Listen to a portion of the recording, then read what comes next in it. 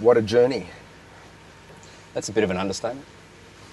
How come a week or so ago you set off on this with whatever it was you had in your head about it? What's it been like for you since? Like, we're here at the end. It even started before that. It started, like, my journey before was travelling from the centre of Australia up to Darwin, which is my old hub where I was in the military. And I felt like that week I was picking up pieces of myself and rebuilding myself. And then I got to Darwin and I stayed there for a week and went into a space of just preparing myself. And then we flew in, and it was like we hit Jakarta, and it was like, whoa, as Jakarta is. So totally confronting. Yeah, totally confronting. The beauty of it, the team though, was we had Robbie, we had Eric, who were, that Balinese experience and connection, and then Artie, our translator and tour guide extraordinaire. Talking to them enabled me to see that whole dynamic in a very different space. Instead of frenzied chaos, I saw flow, because all the traffic and everything. And so I was able to walk, with you to the National Monument in what I call Merdeka Square, which is really big for me because of my previous study in Southeast Asian politics. So to be there with you, Dave Gaffey and myself was big. And then it was like everything was brewing. And then we hit Tanjung Salor, and then we went up, and it was really interesting because that journey to Tanjung Salor hit obstacles, and then the journey up the river, we needed 4 engines in a longboat, and we were hitting massive rapids, and it was like, come on, you can do it, you can do it, you can do it. And I talked to you about what went on for me on that boat ride, and big fear came up. Trust. And it was like, I don't know these guys down the back. And, I know a bit about whitewater rafting. And I know how dangerous it can be. And you knew it was dangerous where we were. Yeah. That was some big water. To do it in the boat we were doing it in. No life vests. None of that stuff. But the big thing is, for me, being hands just totally out of control. It's the first time I went into the jungle without a map. Wow. So the whole trip, the whole journey for me was one of James, let go. Maybe not a map on paper, but there was a map of thousands of years of ancient history that these guys get somehow. They can read the forest, they know which way to go, don't they? Yeah. You, there's a story you bring. There's a James Greenshields. May I touch in? Please. You've been in some pretty extraordinarily precarious journeys in your life. As a soldier, you were in Iraq, and I'm imagining more. You've experienced enormous confrontation of, I'm going to call it fear, whatever it was. When being him, and from that, what was that part of your life like that brought him to this?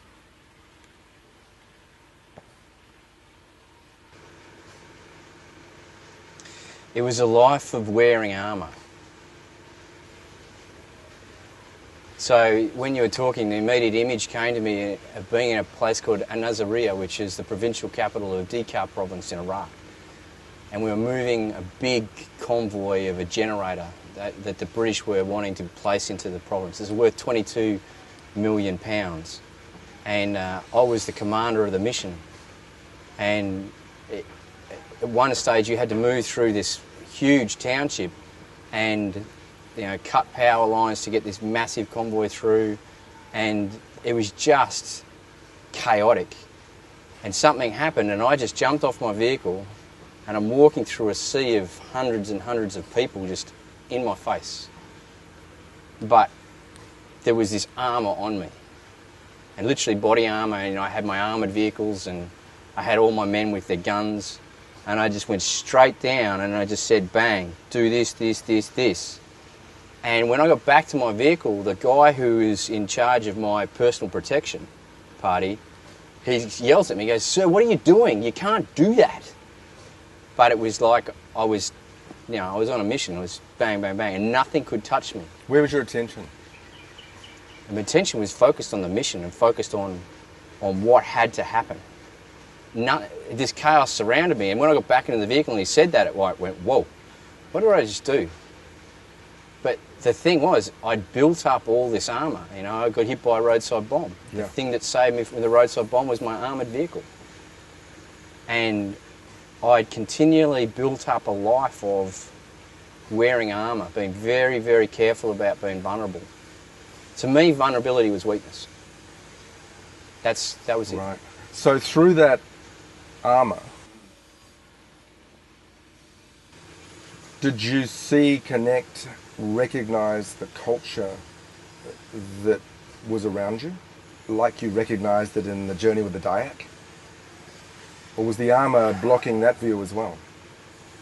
I let my armour down a couple of times with some amazing Iraqi people, but it wasn't a holistic picture. I didn't get a lot of it. Like, I saw a culture and I went, wow, but I'm meant to be afraid of the Muslim culture. Yeah. They're all fanatical. These are the people I'm meant to be fighting. Wow. But at times these Iraqis opened their heart to me, and it was like, I actually recall. And they asked me to maintain contact when I got back from Iraq, and I never did. I couldn't allow myself to open my heart to them. What stopped you? Shame. Shame. So when you take where you've taken it now, and the James Greenshield now, and where he's evolved to, the connection with the Dayak and what you've gotten through this journey, and I know that you reached in and touched a culture that's blown you away. What did he miss out on back in Iraq and all those situations in the metaphor of a soldier, and all that's right about that for the moment or for the context it was in? What did you find here without any armour, with no map? What did you find in them and you? An experiential understanding of what I've known contextually. So in the work that I do with men, you know, helping them find their inner man, inner warrior, I always teach them that a warrior only fights for love. And after the fact, I've looked back at my experience in Iraq, and you know, I remembered finding myself down the bottom of my vehicle, and you know, my initial thought wasn't about, you know, the 100 or so men that I had. It was for my wife and Kirsty and from Abby, my daughter at the time, my first daughter at the time. They were 12,000 kilometres away though. One, I couldn't help them and they couldn't help me, so I thought. I didn't understand the whole dynamic. I didn't understand the whole dynamic that was happening in that moment. See, when I got hit by the roadside bomb, Abby woke up screaming 12,000 kilometres away. Wow. I've always known there's been a connection to her. I didn't know at the time in my head, but I do now know in my heart that she screamed because she was with me. And she opened a doorway for Kirsty to be with me as well, because Kirsty came in and held Abby and nursed her. 45 minutes Abby screamed, and she never did anything like that. She slept always through the night. But that night she held her. And so she was with Abby and Abby was with me. And that night I knew I would do anything to get me and my men out. I got offered to be helicopter medically evacuated, who landed, you know, within 18 minutes of us being hit, and I just turned to my boss and I said, no, I'm not going. It's me, my men and my vehicles, we're going out of here. Because what were you believing? I would do anything in that moment. I would do anything to get us out. It was like, if you raise your head, you are dead. Gone. Off this planet. because it had to be. That was the way. That was the only path out. And, you know, and we went back. We were 10 hours in that site. We pulled back through contact. And then I got back to base, and I couldn't go out again. The boys had to go out again and get the vehicle that we'd had to leave behind, and I felt like I'd had my scrotum just chopped off. Yeah. And I was their leader, and because I'd received injuries to my arm, it was like, who are you? You can't even go out with your men. So I had to sit and I listened, but that was beautiful in itself because I listened on the radio in the command post to them do their job. And I was so proud, you know, the courage they showed, the drills that they did. They were trained soldiers and they did a beautiful job. But the thing is, from then on, it's like I kept putting my armour on. The Iraqi people, the ones that I connected with, were trying to explain to me that they fought for love. But I couldn't understand that. The Dayak, on the other hand, are so incredibly in touch with who they are, with their masculine, but also their feminine. Aren't they? They're whole. And so you're sitting in a boat and you're sitting there for 10 hours, and then all of a sudden you feel these incredibly powerful hands just massaging you up your back. How's that? Brotherhood. And brotherhood, totally. Same brotherhood? Yeah. Different metaphor. Totally different metaphor. But, you know, it's this bond, this brotherhood, yeah. Brotherhood is so misunderstood, especially in Australia. There's this yearning for brotherhood, so I'll go and join a motorcycle gang or I'll go and join some other... But that's out of balance. These guys are so in balance, and that's what it taught me. And that was probably one of my biggest lessons, my biggest takeaways, is balance these guys had. In one moment they go and they see, you know, a deer or a boar, you know, or even a bird, and they're immediately hunting. And they hunt simply to provide for the table. Tell us that story. That was a great moment. Yeah, it was. Yeah. We just arrived up, we just completed the journey up the river, and we're camping on the riverfront at the foot of Long Saan before the journey up to the village. And I'd really wanted to go hunting with these guys because just how they are is incredible. And Raymond, one of the guys I really I loved just watching him. He said, yeah, I'll take you hunting. Wow. And it rained and stuff, and everyone was going to bed, and everyone was wet and stuff. But Raymond goes, if you want to go hunting, I'll take you hunting. But I felt something wasn't right. So it was like, I asked through Artie, the interpreter, I said, what does Raymond want to do? What does Raymond feel? And I could feel that there wasn't something right. And he said, Raymond will take you hunting, but there is no point to the hunt because we won't be able to eat the food now. And that's what I love. They'd already hunted, hadn't they? Yeah. So there was no point. No point. So you saw integrity. Yeah. You only hunt for what you need. Yeah. There's no greed. There's no excess. You know, they eat well. They eat really well, but they don't eat to absolute excess. You know, there's hardly any wastage. The boar, the way they cut the boar and use just about everything of it. And, you know, if they're not using parts of it to eat quite regularly, you know, the tusks and stuff, they go back into their ceremonial dress, which is like how they connect to their deity, to the way they believe. In my metaphor, they're true king.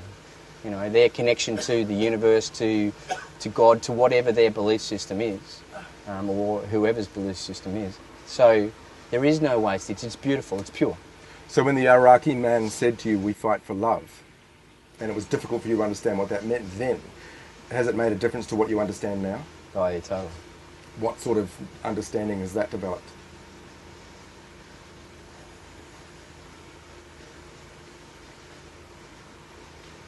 Just before coming, when I was sitting in Darwin preparing myself for this journey, in meditation I asked myself, what would I fight and die for now?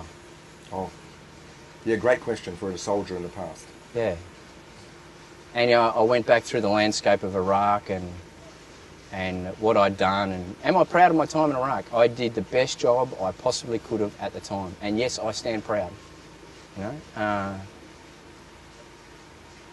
But the thing was, would I die for that now? And the answer is no. It's Okay. the reason why I've moved on from the military. Had a great 17 years in the military, but I've moved on. But the question is, what would I die for? And on the second day up, we got the honour of going up to their burial ground, which, oh, you know, talk about an amazing experience. It was a cliff face that you had to get across and up with nothing but rock, which quite often gave away, and it was a bit of a shimmy that you had to do up there.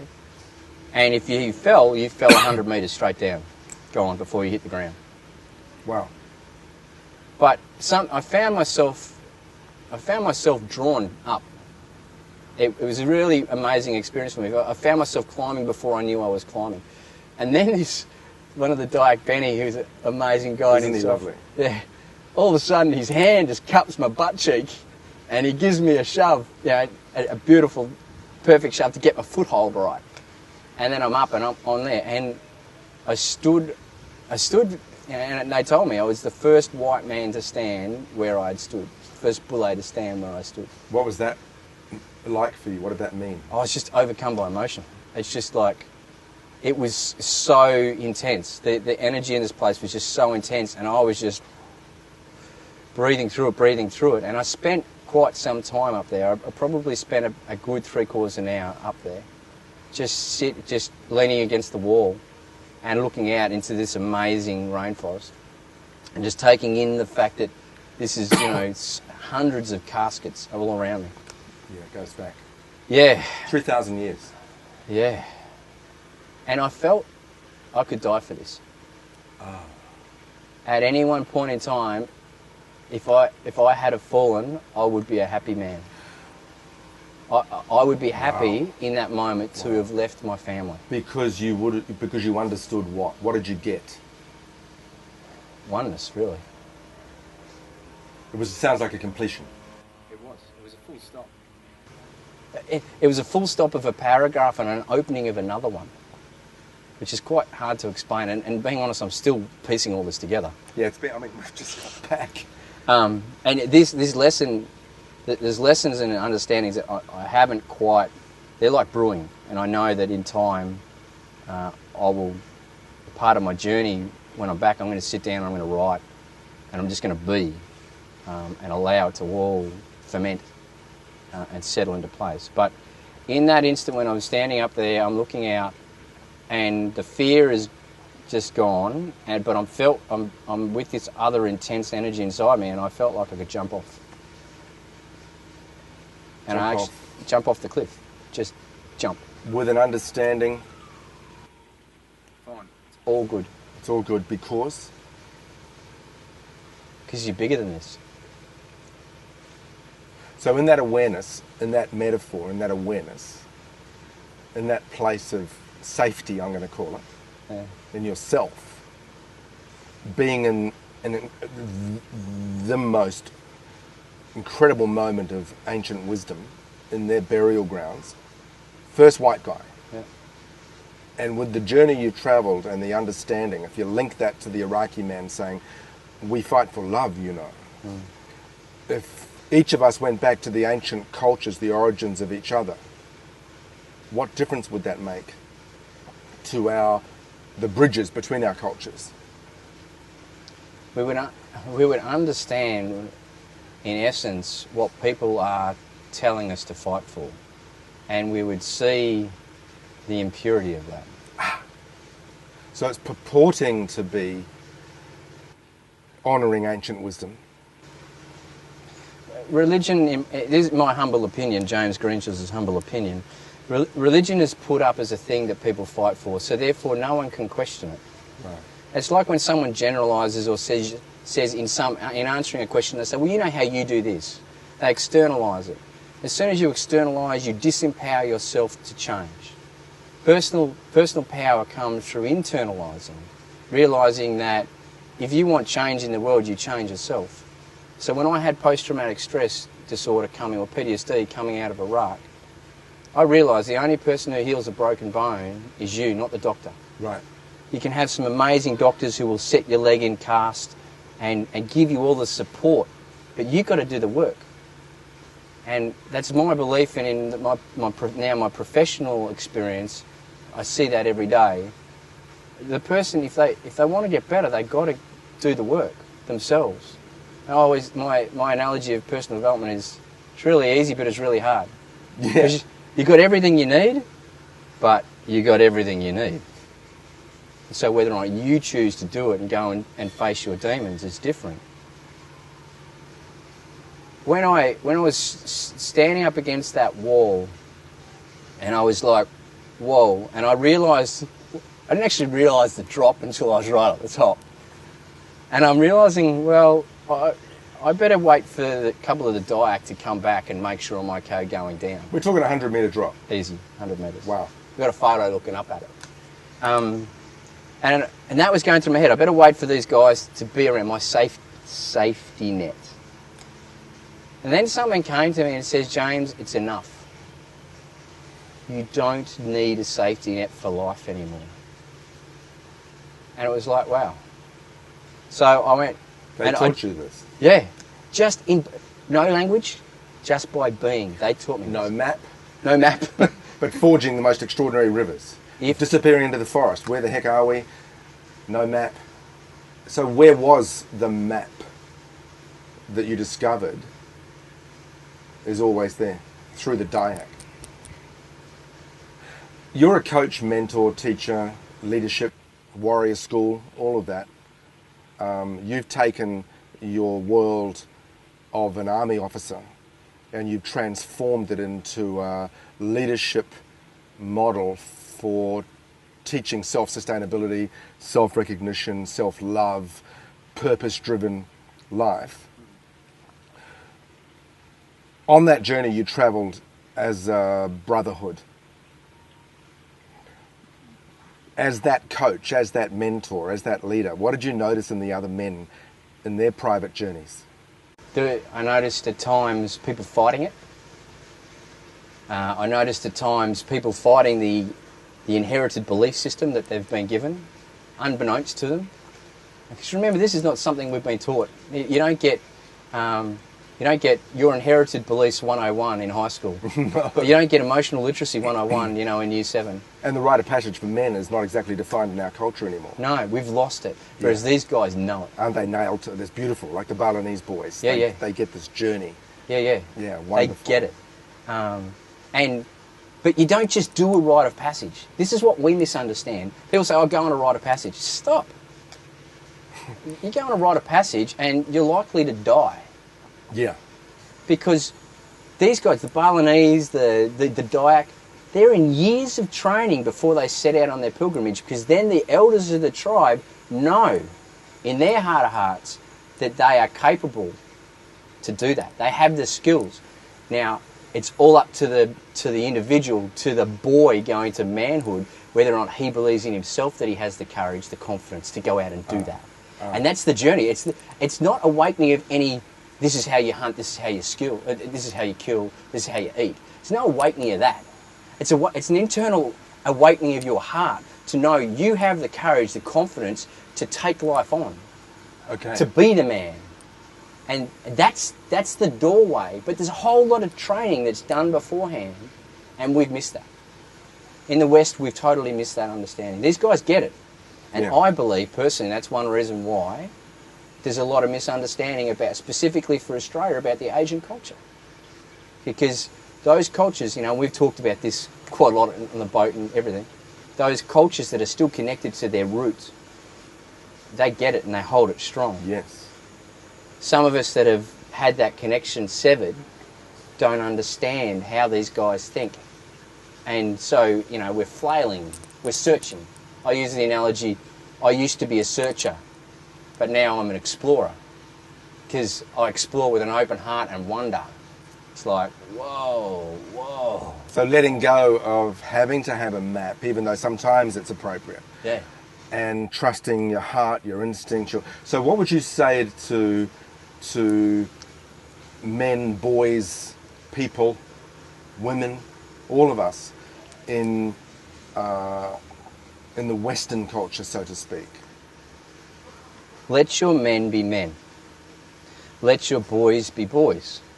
Let your boys go from, and support your boys to go from being a boy to a man. And if you can't do that, the most tired person in Australian society is a mother with 3 children or more. Yeah. They're just given of themselves so much, so richly and beautifully. But there's a time to stop. There's a time to let them go. And that's challenging for the individual. And, you know, as a father with 2 girls, I keep being told, well, wait until they're teenagers, wait until their first boyfriend. And that doesn't worry me anymore. Because I know I've played my best game possible as a father now. I stopped the way my life was going, which was going to end in a failed marriage, looking for a second wife, but probably killed myself before that. That was just before you went back to Iraq, wasn't it? There was a separation, a pain between you and Kirsty. You were telling me about. Yeah. That was before you got blown up. Yeah, because Kirsty, my wife, Kirsty, I like to call her my partner now because I think we've outgrown the husband-wife analogy or archetype. Now we like to see ourselves as partners on a spiritual journey. Yeah. Awesome. Wherever that journey takes us, I don't know. But, so you haven't got a map, mate. I know. But, you know, but Kirsty's really shown me an incredible man in leadership. She's shown me how to hold space, how to create a void and sit over here and go, James, if you want to be with me, you can. I love you intently to the day I die, and you can be with me, but you have to cross the void.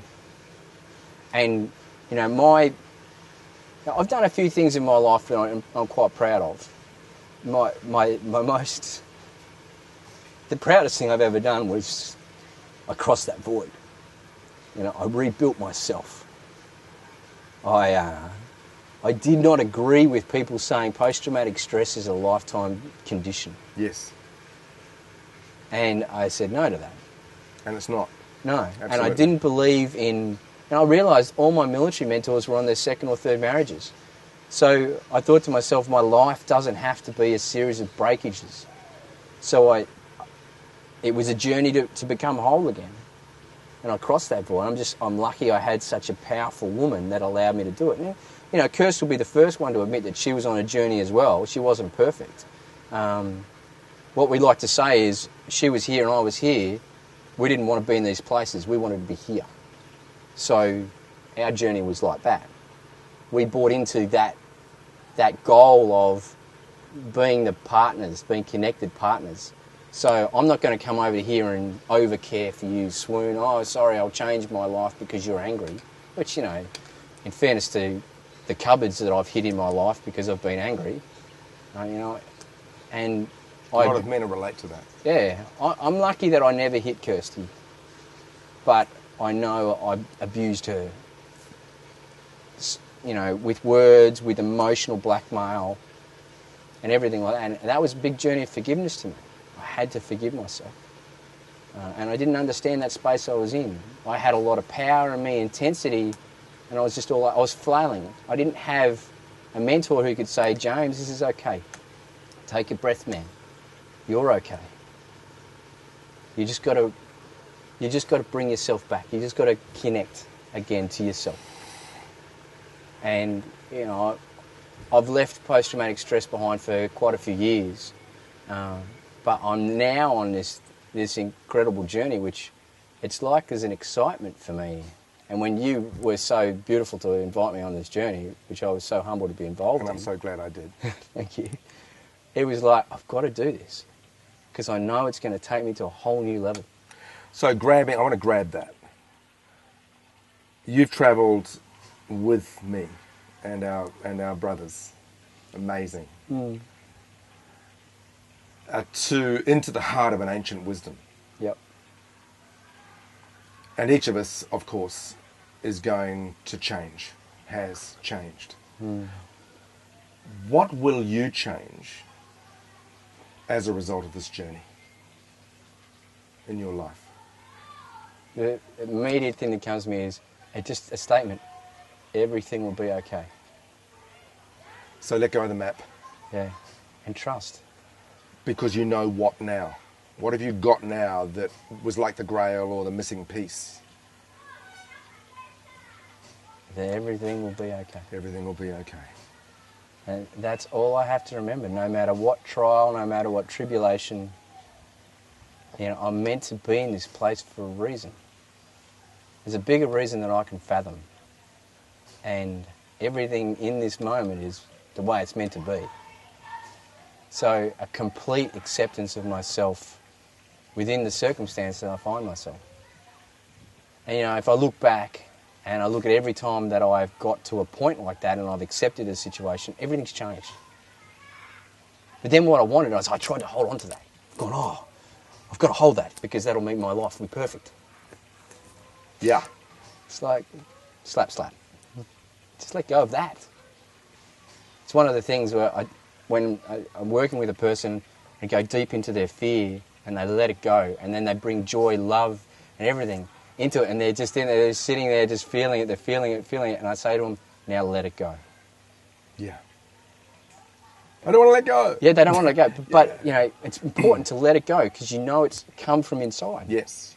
And it's there whenever you want to connect. Yeah. So now I can live my life saying everything will be okay. Because it's absolute. Yeah. Having Kevin on this journey was really touching for me too because I've done some personal work with a North American Indian over in the Arizona desert near Sedona, and he took me into the desert and 3 days in his medicine circle with a lot of demons coming up for me to see. I was on my own in the Arizona desert. And at the end of it, his parting thing to me, let's develop a mantra for you. And I take that now into the work that I do. I always, at completion of our work, I always get the person who we're working with to develop their own personal mantra. But the mantra has to draw on everything, all the power of everything you have around you, of your king, of your magician, of your lover, of your warrior, has to draw and put it all together. This journey has actually enabled me to slightly change it. My mantra was, with the power of the mountains and the sky, I stand as a beacon against fear. Freedom. But it's changed. With the power of the mountains and the sky, I stand as a beacon of love. Freedom. I've let go of the need to focus on the fear, and now I focus on the love. And I used to think that, that's corny, Cheese being my nickname. Yeah. That's corny. I don't think that anymore. No, it's a great name. I own that statement, really. And that's the one that's meant to be. What was the most, it's a hell of a question when everything was extraordinary. What was the most amazing moment for you on the journey? Or two?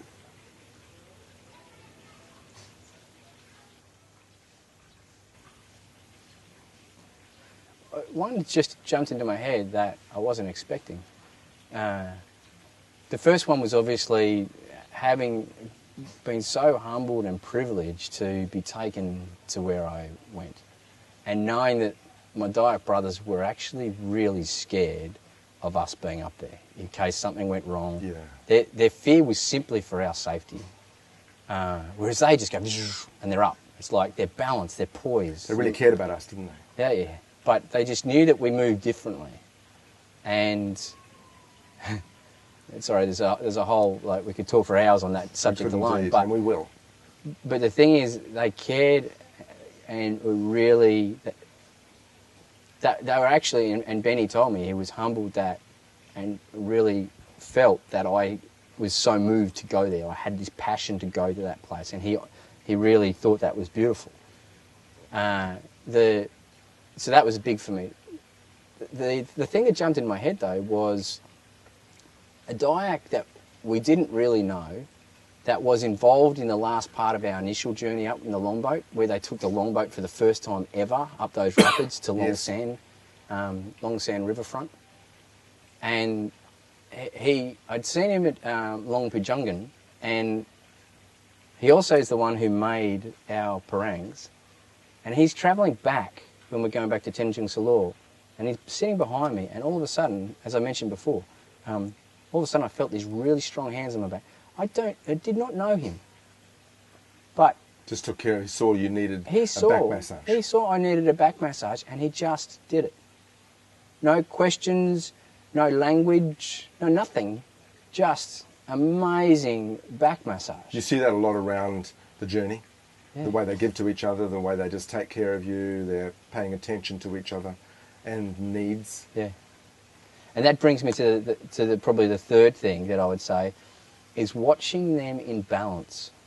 Like them in one moment jumping off the rocks and into the rapids. Yeah. And just go, woohoo, woohoo! And they call out to each other, going through the bush, and they'd do the hoot.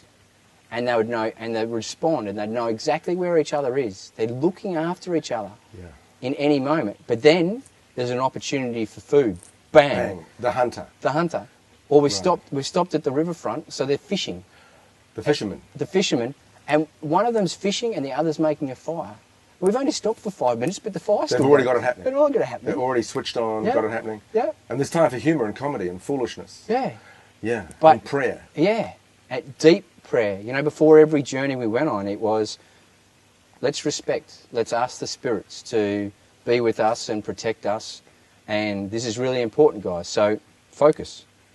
So at any one point in time, there was a focus on something, but it was a brilliant ride, you know, and it was balanced. It was the playfulness, the lover of brotherhood, you know. They laughed together, they hugged together, they smoked together. Yeah, yeah. They drank a ruck together. Oh, okay, we drank a bit of a ruck together. And it was this harmony. But then there was the seriousness around the cave and supporting us. And in the bush, always looking back, always making sure the brother's right. At any one moment, they were perfectly balanced. And comfortable in their skin. I'm a Dayak. I'm a Dayak. I'm a Dayak man. James, I've got to say something as we finish. The journey's brought us together Yeah. in an incredible way as a brotherhood. I know that's timeless. Yeah. Thank you for that friendship. It's been an incredible journey. And I know we've got much to do. But as men in the same field, and the love of the human spirit and the love of culture, thank you for coming into my life.